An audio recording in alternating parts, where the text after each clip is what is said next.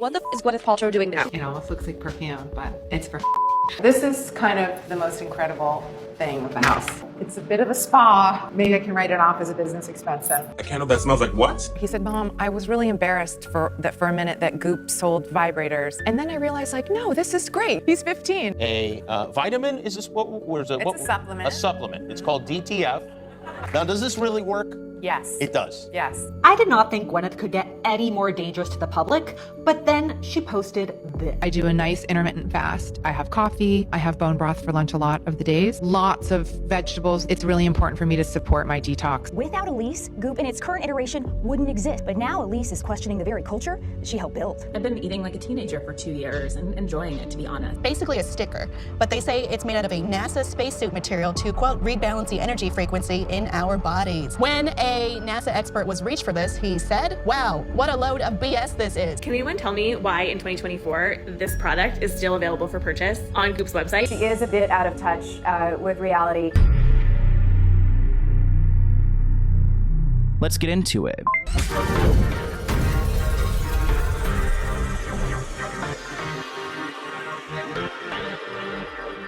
When it comes to running a business, Shopify isn't just a platform, it's a game changer. It's the tool that simplifies everything from online store design to payments and shipping. Whether you're selling homemade candles or building the next big fashion brand, Shopify makes the process seamless with features like the best checkout system in the world and Shop Pay, which can boost conversions up to 50%. Shopify helps turn visitors into loyal customers. Upgrade your business and get the same checkout we use with Shopify.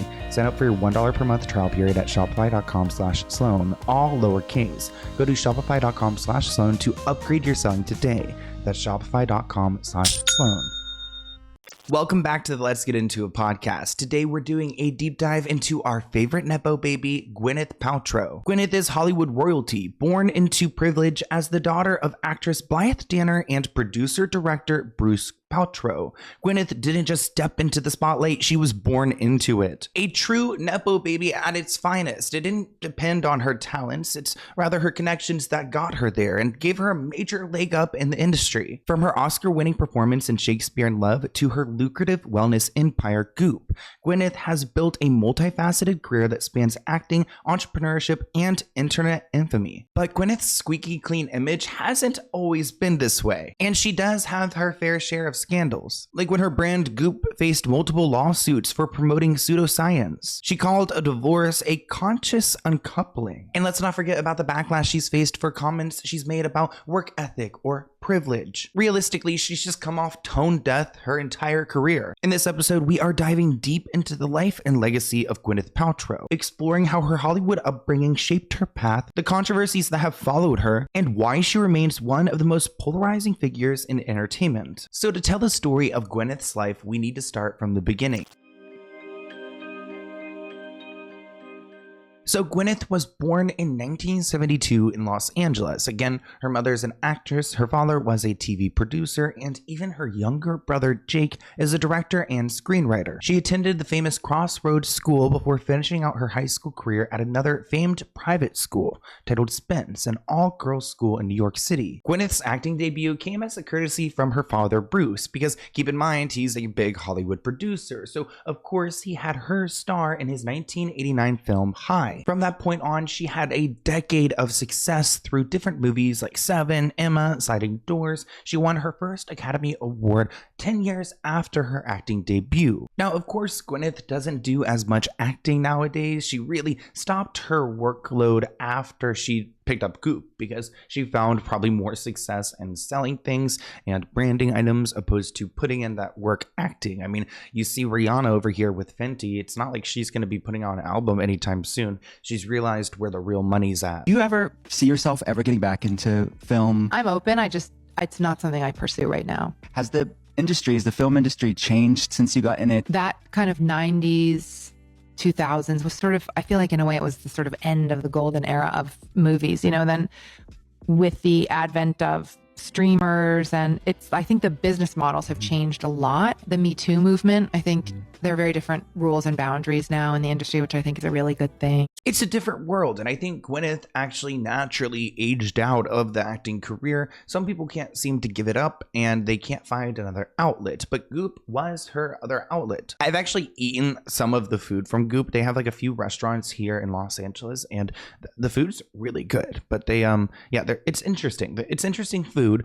It's very health-oriented, yet they don't have any calorie count for anything, which I find annoying. In 2008, Gwyneth launched the weekly lifestyle newsletter Goop, which she eventually expanded into a wellness website and brand. She also has created a podcast, a wellness summit, several food and retail pop-ups, a print magazine, a clothing label, and more. Comment below, have you guys eaten at the Goop restaurant, or have you owned anything Goop before? The name Goop comes from her nickname, GP. She said once that someone told her successful companies have 2 O's in their name, which is why she added the 2 O's to Goop. Now, Goop has been both mocked and made fun of because a lot of people haven't taken this brand seriously, and part of that is because of the products they sell. We've got jade eggs, but then we also have a vibrator necklace. We have the infamous "This smells like my vagina" candle. So many bizarre products, which sometimes land and other times they're just corny. It almost looks like perfume, but it's for don't put that in there. I always have a candle burning in the office. It's like a tiny fireplace. And then I usually have product that we are working on. This is not out yet. This is our Shine Bath masks. It's really hard to get hair products that are clean and non-toxic to work really well, especially on damaged hair. So this I'm very proud of. We're going to get into Goop and some of the discrepancies behind this brand, but before we do that, I want to briefly talk about her romantic life. Throughout the 90s, Gwyneth was romantically linked to previous co-stars like Brad Pitt, who she was engaged to. She also dated Ben Affleck. She married Coldplay frontman Chris Martin in 2003, and they welcomed their first daughter together, Apple Martin. The following year, they had their son Moses in 2006, but in 2014, nobody saw this coming when they announced their separation. She didn't want to use the term divorce, so Gwyneth thought it would be a good idea to call it a conscious uncoupling, which just sounds a little bit delusional. She filed for divorce in 2015 and it was finalized the following year. Gwyneth didn't waste any time though. In 2015, the same year that she filed for divorce, she and Glee producer Brad went public. They, I guess, met on the set of the Ryan Murphy show 5 years prior, and they were engaged 3 years after announcing their relationship. Gwyneth Paltrow and Brad Falchuk had been dating for 4 years before their marriage in 2018, but their love didn't blind them from getting a prenup. Along with kids, both parties had assets prior to their marriage. They specifically wanted to protect for themselves and their children. Getting a prenup was a non-negotiable for them. According to sources, it was just one uncomfortable chat the couple just needed to have to get on the same page prior to tying the knot. But now they can rest assured that their futures, their children's futures, and their finances are all secured because of a prenup. Now that I've given you guys a quick rundown of who Gwyneth Paltrow is, I mean, I feel like if you just tuned in and you've heard of Gwyneth, but you don't really know who she is, I've given you like a good basis to start on. So let's go ahead and explore Goop a little bit more because I'm obsessed with how chaotic this brand is. Jade eggs, bee stings, and more of Gwyneth Paltrow's most eyebrow-raising moments. Since the launch of Goop, they've had a few controversial products, including the jade egg. It's claimed to increase sexual energy when placed in one's vagina. It makes my I don't have a vagina, but it makes my wiener feel weird. There's also the "Smells Like My Vagina" candle. Gwyneth, however, stands by her choice to release these items, especially the scent that may make people uncomfortable. In response to her candle, she says, "I just felt like it was time to make a bit of a feminist statement around accepting who we are and our femininity." A year prior, she came under fire after Goop was in a conference in London in 2019, and people were upset about the $1,300 hotel price tag, paired with what they called was a subpar experience, with one labeling Gwyneth a extortionist and claiming the weekend was less of a summit and more of a sales pitch. Yes. Strolling around the summit, it's easy to get drawn into the Goop universe. 1, 2, 3. For a B12 shot or a different kind of needle. But what about an ear pierce? Well, I don't know. My ears are pretty pierced up. It's interesting to see her do a summit because she's tried to niche down in a way, but it's not niche enough that a lot of these products just don't make sense in the room together. An attendee said Gwyneth acts like she's a health goddess, but actually she's pretentious. and a greedy extortionist. That's what they're saying, not me. Quote, she had a ton of security. She was unapproachable. She did the minimum. A few fireside chats with Twiggy and Penelope Cruz, but then she put on her Birkenstocks and snuck out. It should be noted that the actual value of the weekend was over $8,000, a rep told the outlet. The cost included a hotel suite, a gift bag, which was valued at $3,000, among other items. During the event, Gwyneth opened the day and conducted 3 fireside chats, almost half of the day's panels, and hosted a workout and a Q&A the next day. But a lot of fans were left baffled by this summit. I mean, these are her diehard fans. One person was quoted saying, "I was a huge fan of Gwyneth. Now I feel like I've lost my faith in God." Oh no, not Goop having people question their relationship with God. Gwyneth defended her wellness company from criticism early on, saying, "I very much want Goop to be its own standalone brand." She revealed that at this point in time, it's linked with me, but we are really trying to work on, detaching Gwyneth from the brand and making it its own identity. Gwyneth is obsessed with wellness, almost to a point where it seems it is pretentious or partially annoying. I mean, she does have a whole spa inside of her home. Let's go ahead and react to a clip of her giving us a tour together. Okay, this is kind of the most incredible thing of the house. It's a bit of a spa moment happening. Understatement. You know, I'm into wellness, so I feel like it's justified, right? Maybe I can write it off as a business expense then. I think when we were conceiving of the house, we were trying to think I'm sure she's writing more than just that off. I mean, how do they afford this? of just like a forever home, and what would be the few things that are just so special and that, you know, you could use when you're much older. And so we were kind of thinking it would be amazing to have a real spa. Now, I think that Gwyneth has tried to make her brand more standalone by creating outrageous products like this candle, which, comment below, have you smelt the "This Smells Like My Vagina" candle? Because I'm so taken back. Like, what are we working with? Are we working with, you know, something like something floral? Are you going more of the, you know, ocean route? In early 2020, Goop released the "This Smells Like My Vagina" candle, which Gwyneth said started as a joke but sold out within hours and was a conversation starter. Here's a clip of a TikToker giving us his review on her candle. A candle that smells like what? I'm a gay man, so I don't know anything about that, but here we are. I'm gonna try it and let you know if you should buy it. This is cedar, citrus, rose. It's supposed to be good and warm and seductive. Sticker. Light. All right, y'all. It's giving date nights in those really quiet restaurants with the linen tablecloths, people whispering. This is very nice. The rose is a little too strong for me, but this is something I'm gonna keep this one out. It's expensive though. Gwyneth? I guess that's what that smells like. All right. This person commented, "If this is what mine smelled like, I'd be at the doctor's." Another person writes, "If it doesn't smell like raw chicken, I call it false advertising." Which is ridiculous, but that's exactly what she wanted. Now, of course, she tried to follow this up with another candle. "This Smells Like My Orgasm" candle in June 2020. I don't know if it hit the same way. Quote, "Surprisingly sexy, wildly addictive, tart grapefruit, ripe cassis berries blended with gunpowder tea and Turkish rose." Oh, the Turkish rose. And of course, this naturally led to another candle, this time with Kourtney Kardashian, titled "This Smells Like My Poochie," which is a play on Kourtney's brand, which is titled Poosh, which is very similar to Goop, if I think about it, like the 2 O's, and they kind of like are both lifestyle, like wellness brands. Now, Gwyneth said that she wanted to collaborate with Kourtney despite their brands being compared to each other. She's saying there's room for every woman to fulfill her dreams, and that she actually wanted to go and collaborate with Kourtney despite people saying that she had been copied, that, you know, Kourtney just mocked Goop, which it kind of seems like it. After releasing all these candles, she wanted to put out more, telling Elle in September 2020 she wants to release "This Smells Like My WAP," but added that nobody thinks it's a good idea but me. She continued by saying that she thinks Cardi B and Megan Thee Stallion's explicit WAP track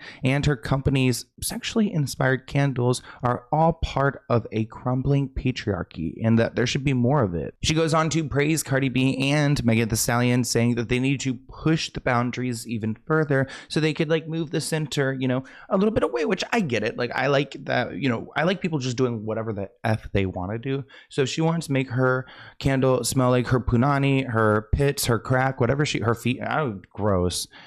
What else can you make it smell like? Ew, I don't even want to think about it. I feel like hair could be a good one. At least my hair always smells good. In February 2021, Gwyneth decided to release her first vibrator. Gwyneth joking that she had to pass the time somehow during the coronavirus. So at this point, it's unclear where Goop is really going. I mean, now I'm questioning why I've ordered food from this place. I hope they have some distinctions between some of these categories, but she was very proud of this new product, and I'm sure she was very, very proud of it. I mean, seems like she was a big part of the creation process, or at least you'd think so. Or she could have just easily slapped her name onto any product, but knowing Gwyneth, it seems like she's invested. They're very popular. And you know what is so interesting? It's like, why are we embarrassed about pleasure, you know? Oh, I'm not embarrassed about pleasure, but yeah. I'm embarrassed about that. Do you have one of these? I do. Really? I do, yeah. Huh. I do. Interesting. You know, people go on business trips and stuff. So Moses doesn't like to see a bra strap. How does he feel about things like this that you're selling? What does he feel about this? Can I tell you the sweetest thing? This really happened a few months ago. He said, you know, Mom, out of nowhere, he said, Mom, I was really embarrassed for a minute that Goop sold vibrators.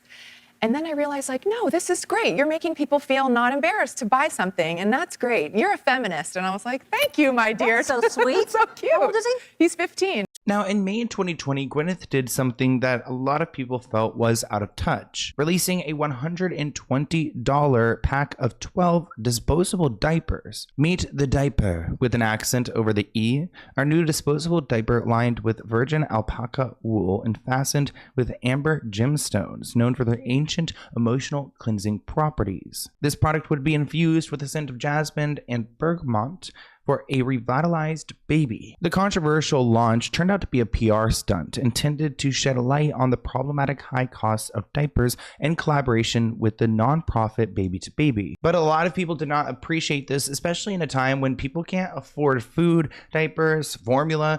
You don't really play with people's money like that. What the is Gwyneth Paltrow doing now? She's selling $120 diapers that are allegedly made with emotional cleansing properties for a revitalized baby. We wouldn't put it past her, so let's recall her past wellness antics. The yoni eggs or the $75 vagina candle.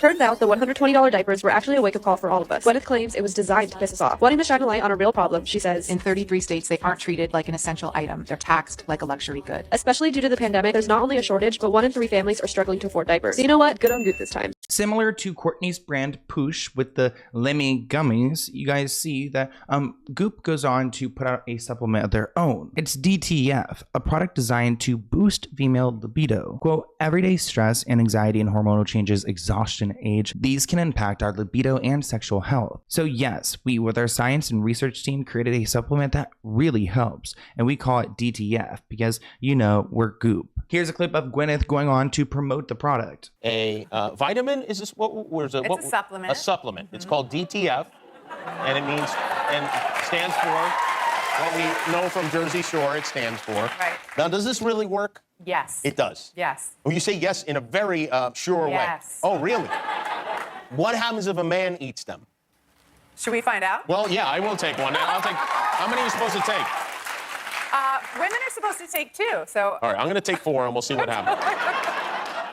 Now, Goop found itself in some really big trouble, not because of another one of their products, because one of their employees, Elise, the chief content officer, slammed the company's cleanse culture in an Instagram video, saying, when I left Goop, I vowed I would never do another cleanse again, and I went into full rebellion. It seems like the cleansing culture there at Goop was interfering with her own life and causing some, like, eating disorder-like symptoms. Elise Lunan was the second person that Gwyneth Paltrow ever hired to help her launch Goop. And Gwyneth has said, without Elise, Goop in its current iteration wouldn't exist. It has become an empire. But now Elise is questioning the very culture that she helped build. I'm just trying to get to a place where I can, again, be in conversation with my body, as those conversations had become distorted. I've been eating like a teenager for 2 years and enjoying it, to be honest. Lunan now saying, I'm clearly being called back to a place somewhere in the middle because my stomach often hurts. Now, is that all up to Gwyneth? I mean, just because you got lost in the sauce doesn't mean she's the one to blame. But it does speak to the cult-like environment that Goop has fostered. We've talked about this summit.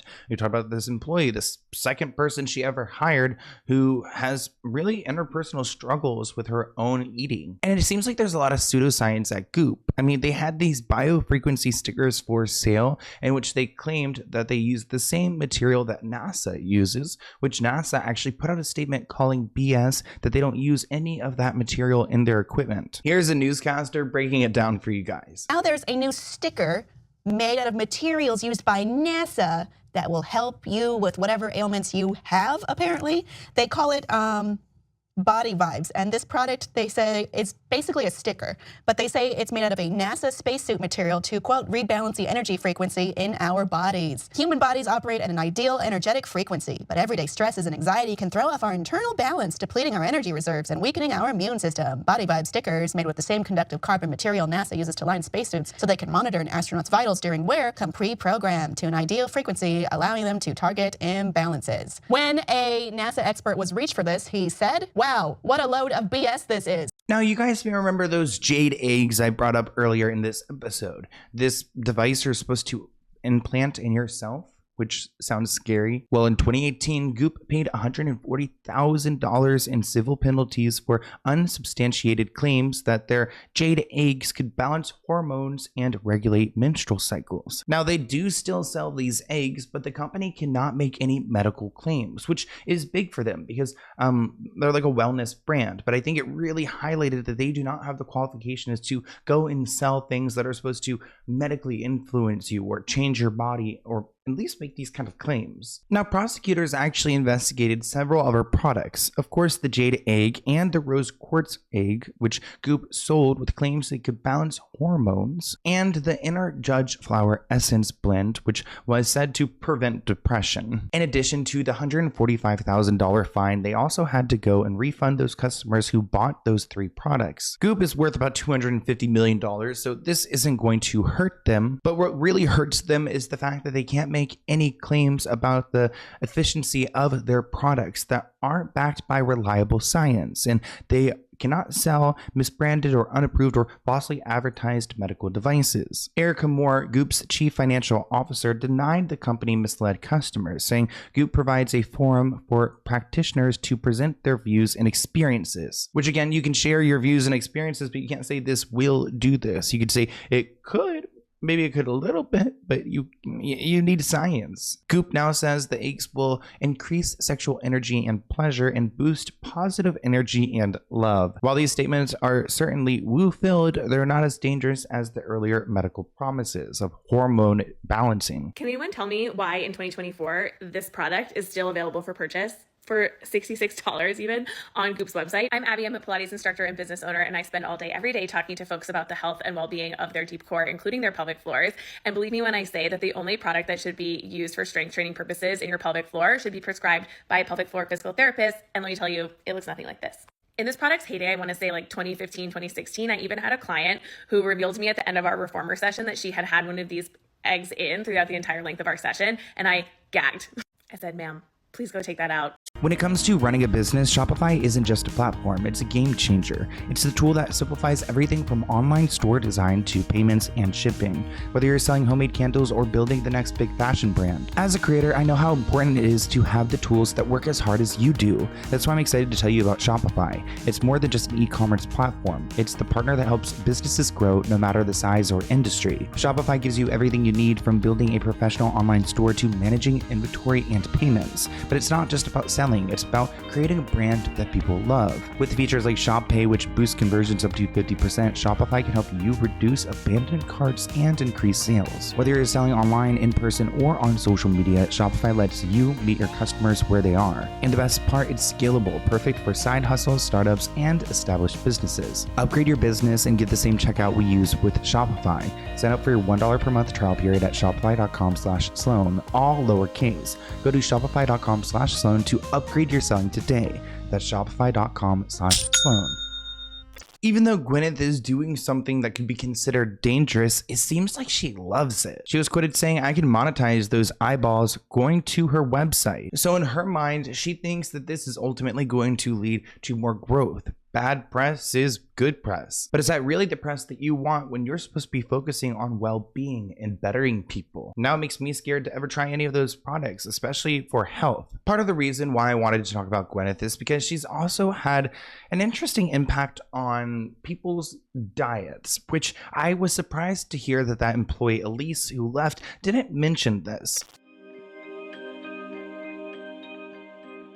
I remember she got in trouble in March 2023 after sharing a TikTok where she shared her bone broth starvation diet. This article reads that Gwyneth has been touting her toxic wellness ideals since 2008, which usually consists of harmful messaging disguised as health. In an interview for Dear Media podcast, Gwyneth was asked about her wellness routine. And while nothing about what she says is particularly new or even surprising, it's startling to hear someone with a huge platform casually discuss their own starvation methods in 2023. Here's a clip of that moment that went viral. What's your wellness routine look like now? I eat dinner early in the evening. I do a nice intermittent fast. I usually eat something about 12.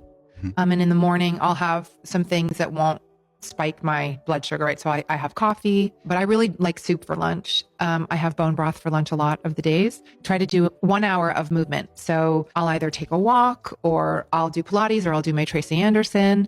And then I get in the sauna. I dry brush and I get in the sauna. So I do my infrared sauna for 30 minutes. And then for dinner, I try to eat, according to paleo. So lots of vegetables. It's really important for me to support my detox. Gwyneth, at this point, you've been detoxing for decades. What are you detoxing from? Because of this video, many women were calling Gwyneth out for spreading harmful messaging. Quote, this is being promoted as wellness, which is really messed up, especially coming from someone so prominent. Another woman calls Gwyneth out while also supporting everyone who's called her out, saying because that is what we should do when someone is promoting disordered eating. I mean, I'm not going to doubt that Gwyneth follows this diet, but I feel like everyone is all talk. I mean, think about it. Everyone wants to be seen a certain way, and she wants to be seen as an almond mom.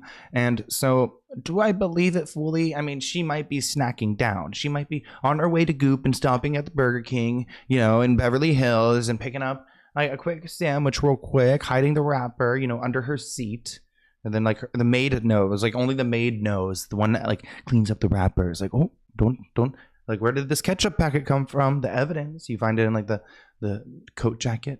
I can imagine her sneaking around snacking, because that's exactly what I do. This person commented, almond mom realness. Another person wrote, the mother of all almond moms. And then another person asked, so no food? Another person questioned, so coffee and bone broth are meals now? Another person writes, this is a roundabout way of saying that she's on a liquid diet. Another person asked, so she breaks her fast with bone broth? If you guys haven't heard the term almond mom, it's typically something to describe someone from a previous generation who was raised in a household where women were almost expected not to eat or to eat very little. And while there are a lot of people who still exist in this way, it's kind of just like a running joke online if you aren't familiar with that term. I did not think Gwyneth could get any more dangerous to the public, but then she posted this. What I'm hearing is that she eats nothing for breakfast, just black coffee until noon, then has bone broth for lunch, which clocks in at a measly 40 calories per cup, then does a whole hour of exercise, 30 minutes of sweating in a sauna, and then has some vegetables for dinner to support her detox. An 18-hour fasting window is often far too long for healthy females to help support normal reproductive function. Bone broth, vegetables, and maybe some paleo protein in there, whatever the that means, is generally going to make up such a small fraction of the calories that an active woman needs to thrive. Now, this bone broth situation is nothing new when it comes to Gwyneth. In August 2005, she was quoted saying, I'd rather die than let my kid eat cup of soup. In April 2011, she was quoted saying, when I pass a flowering zucchini plant in a garden, my heart skips a beat. Ooh, she really likes her zucchini. She's so freaky, I don't know what she's doing to that zucchini. In April 2011, she was also quoted saying, we've got a wood-burning pizza oven in the garden, a luxury, I know, but it's one of the best investments we've ever made. Which, okay, she does eat. Look, she's got a wood-burning pizza oven, so she's eating something. At the iTunes Festival in 2011, she was quoted saying, I'd rather smoke crack than eat cheese from a tin. Which, I get it, she's trying to eat organic and clean, but also don't, disparage the people who can't afford that kind of privilege. Like, we get it, you eat your salads, like let us eat our McDonald's in peace. In January 2013, she was asked what would she want for her last meal. She says oysters and cocktail sauce, and then baked stuffed lobster and French fries. I'd have a baguette and a cheese course for my dessert and red wine. I drank like crazy when the kids were babies, so how else could I get through my day? Which honestly, that sounds so good because I love oysters. I love lobster. See, she's got taste when she's hungry. In April 2016, she was quoted saying, "You know, crack might be extreme, but spray cheese is not my kind of party." In the WSJ magazine in December 2018, she was quoted saying, "That was the beginning of people thinking I was a crackpot. Like, what do you mean food can affect your health? You effing psycho?" Gwyneth said of the 2008 launch of her lifestyle blog, Goop. "I remember when I started doing yoga and people were like, 'What is yoga? She's a witch. She's a freak.' No, she's just quirky Gwyneth." In the New York Times in 2019, she was quoted saying, "The press was super negative and there were personal attacks about what I was feeding my children and what kind of mother I am. Now, the gluten-free market is huge," because she was one of the advocates for gluten-free diets. Meghan McCain wrote for the Daily Mail, "No wonder there is an Ozempic craze sweeping the nation and a heroic chic thinness is back on fashion runways, saying that the wellness trend is making us sick and Gwyneth Paltrow is part of the problem." Bethany Frankel defended Gwyneth, saying, "It's not for 18-year-olds. I think it's for moms, and we all know her shtick. We've been hearing it for years." Bethany knows how to sell a product, and she claims that Gwyneth knows exactly what she's doing here. But I want to get into something a little bit darker, the ski accident that happened. And I remember seeing Gwyneth on the television in a courtroom, and I was confused as to what was going on. Terry Sanderson sued Gwyneth for $300,000, alleging reckless skiing caused her to run into him from behind. He suffered 4 broken ribs, a concussion, and lasting brain damage. Gwyneth, who has repeatedly denied running into Terry, countersued for $1 and her legal fees. Terry filed the lawsuit on January 29th, 2019, saying Gwyneth was skiing out of control when she hit him from behind, knocked him down, and landed on top of him. He said after the collision, the actor got up and skied away and did not offer any help. He was seeking more than $3 million at first, but then amended it to $300,000. And it took him 3 years to file the lawsuit because he claims his legal team could not come to a resolution after meeting with Gwyneth and her attorney. Now, in February 2019, Gwyneth responded to his court filing, saying that he was responsible for the collision and was trying to exploit her celebrity and wealth. She claims that she was on a vacation trip with her children and on a beginner run at a ski resort when she says Terry smashed into her from behind and delivered a body blow. Terry apologized to her and was fine, according to Gwyneth's filing. She said that she was so shaken by what happened that she stopped skiing for the day. Both Terry's lawsuit and Gwyneth's filing cite an incident report filed by the Deer Valley ski instructor who was skiing with Gwyneth's son. The instructor said that Terry was the uphill skier and hit Gwyneth from behind, according to his report. The Deer Valley's website says the person ahead or downhill has the right-of-way. Gwyneth Paltrow's legal team made an animated video to argue their side of the story in court. It aimed to contradict the only eyewitness, who said it was Paltrow who skied into Terry Sanderson. It was like somebody was out of control and gonna hit a tree and was gonna die. And that's what I had until I was hit. He says he was left with broken ribs and permanent brain damage. Paltrow's lawyers have said that Sanderson has told an inconsistent story. They've called upon a physics expert who backed their version and used this animation to support testimony from her ski instructor. So Gwyneth was not going to give up and give in to this Terry guy. Terry says that Gwyneth had been making short turns as she skied behind her children. The instructor, however, said in his report that he did not witness the collision, only heard Gwyneth scream and hit the ground. Now, this case went on for a long time, with opening statements happening in March 2023. Lawrence is Terry's attorney, saying that Gwyneth was not looking in front of her when she was skiing downhill, instead looking at her children. He said the sole eyewitness to the crash was Craig, an acquaintance of Terry's. Craig, who was in a group with Terry, testified that he was skiing down the run when he heard a scream and looked over and saw the skier slammed into the back of Terry. Which also, if you heard a scream, would the scream happen upon impact, or maybe she screamed prior if she was incoming to him? He looked over and he saw the skier slam into the back of Terry. He said that Gwyneth hit Terry so hard and bounced off of him. Craig said once he reached them,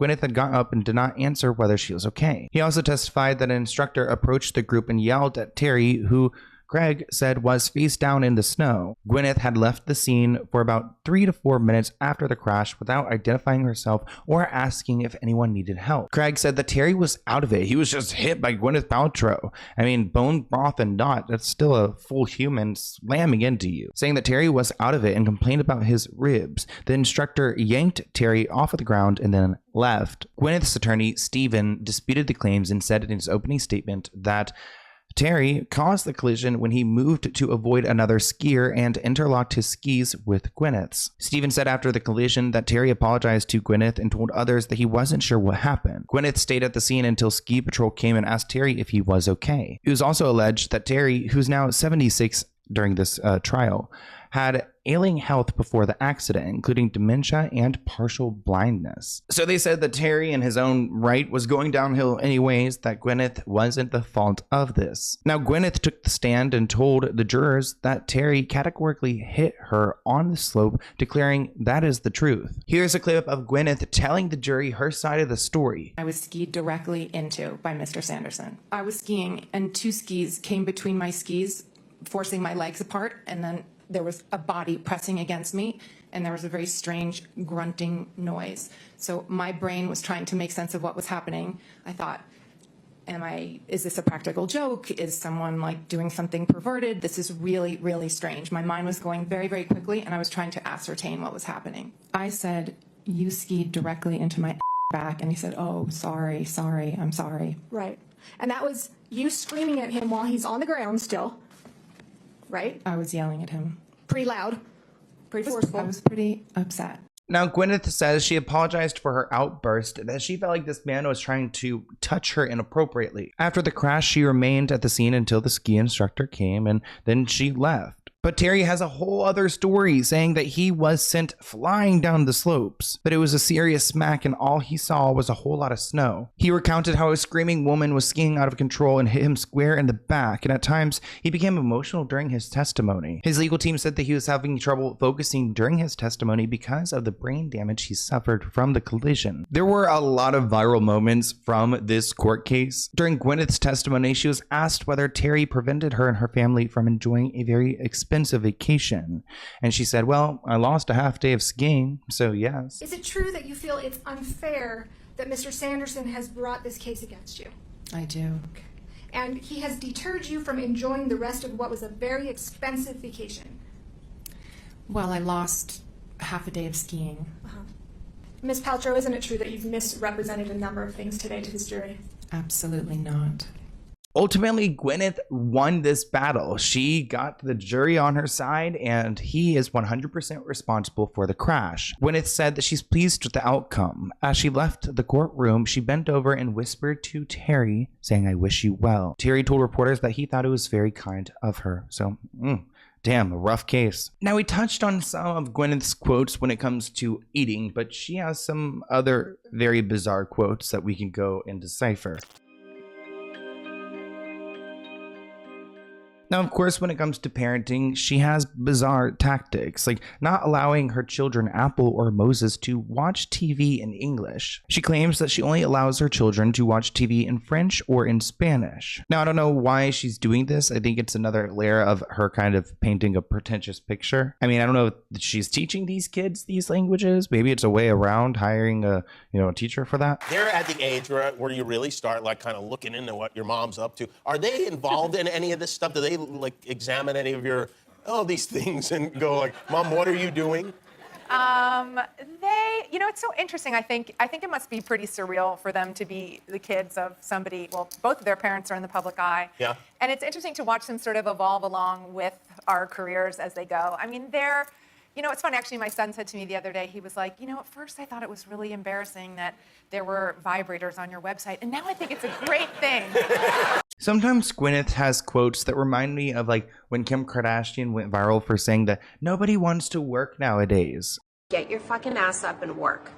It seems like nobody wants to work these days. In July 2010, she told the Press Association, every woman can make time to work out. every woman, and you could do it with your baby in the room. There have been countless times where I've worked out with my kids crawling all over the place. You just make it work. Which I get what she's saying. I mean, you could do some squats and things like this, but it's also just exhausting to be a parent. The New York Post Mackenzie Dawson wrote this tongue-in-cheek response to Paltrow, saying, quote, "My mornings are obviously pretty leisurely, and thank God I don't make millions filming one movie per year." She is a bit out of touch with reality. Most Americans are not being extremely well compensated for the work that they do and the long hours that they put in. Most expressed their outrage over Paltrow's latest comments on Twitter, one posting, "Dear Gwyneth, please consciously uncouple your mouth." Let's talk about this delusion that Gwyneth lives within. This conscious uncoupling statement. Now, I do not come from a home of divorce. Shout out to all those people who have survived divorces. It's tough. We all know this. And when Gwyneth and her ex-husband Chris Martin announced their split, people were confused, especially when they said they were consciously uncoupling instead of just divorcing. The term, which the actress later admitted sounded a bit full of itself, painfully progressive, and hard to swallow, immediately gave way to jokes for that very reason. She wrote that the term was introduced to her by the couple's therapist and that she appreciated the sentiment of divorcing amicably and tried to avoid bitterness in the separation. So that's why she avoided the word. Now, through her brand Goop, she has really taken the crown over this universe, this cult that she has built, and she's the queen of delusion.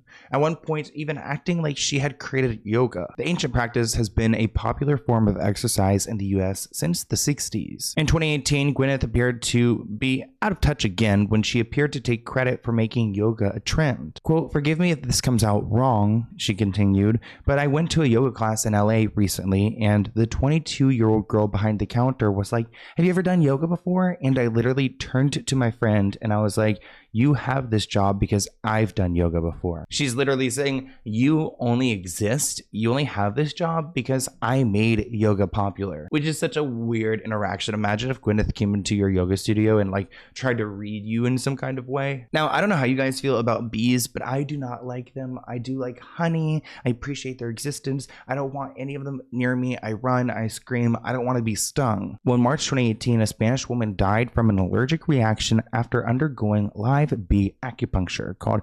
acupuncture. Goop, Gwyneth's brand, claimed in the past that the treatment is effective for getting rid of inflammation and scarring. Again, promoting something that is really dangerous to your health. I mean, bees have poison within them. Imagine having so much poison injected into you. Of course, she died. I heard that you did something recently involving bees. Yes. Yes. Yes. One of the things we do at goop.com is we try different things. And the more extreme the treatments are, or the doctor or whatever, I seem to be the one having to do it. It's actually a very ancient remedy for arthritis and inflammation and scar tissue, which is that they sting you with a bee. And then if you have a bad scarring or you have inflammation, then apparently the bee sting has all this amazing healing properties. So they volunteered me to do the bee treatment. Did they tell you what it was before? I just didn't think. Don't bees die when they sting someone? Oh. Yeah, they do. Do they? Yeah. Now, in July 2022, she had an interesting collaboration with Hailey Bieber. In a series titled Who's in My Bathroom, the Iron Man actress opened up about her thoughts on nepotism in Hollywood while appearing on the model's YouTube show. She added that being a nepotism baby shouldn't limit your dreams, and that there is nobody in the world who should have a negative impact on your path or the decisions that you make. Of course, Hailey Bieber, who is the daughter of Stephen Baldwin, was loving hearing this because they're both Nepo babies living in their Nepo world. I was actually having a discussion with someone yesterday about the whole idea of nepotism. And I think this is really interesting to ask you because obviously you have this insane career. I would love to hear your perspective on that. I mean, I think it's fair, right? Because as the child of somebody, you get access that other people don't have, right? So the playing field is not level in that way. However, I really do feel that once your foot is in the door, which you unfairly got in, then you have to work almost twice as hard and be twice as good because people are ready to pull you down and say you don't belong there and you're only there because of your dad or your mom or whatever the case may be. And it shouldn't limit you because what I definitely believe is that nobody in the world, especially anybody that doesn't know you, should have a negative impact on your path or the decisions that you make. I agree. Oh, I'm like, I need to hear this today.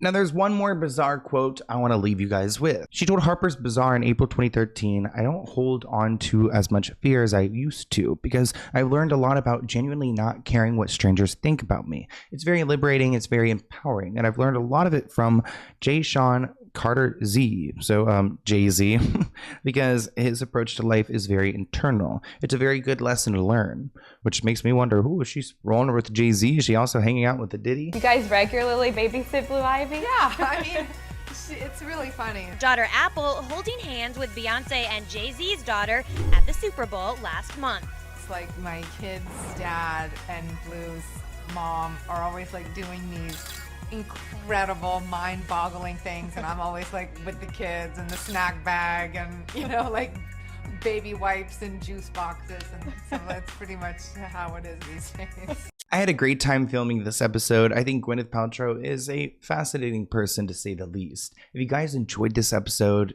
please do me a big favor and go and rate it on Spotify or on Apple Podcasts. Go give us a 5-star rating. It means a lot to the show. Seeing a little bit about Nepo babies, I feel really proud to have been able to build this platform myself. Coming from my dad, like literally owns a plumbing company. My mom, a high school sweetheart, works for him. You know, it's really nice to have a platform and have a voice, and I have you guys to thank for it. So thank you so much for letting me create my own path in this world. I appreciate it. I love you guys, and I'll see you in next week's episode. Bye, guys.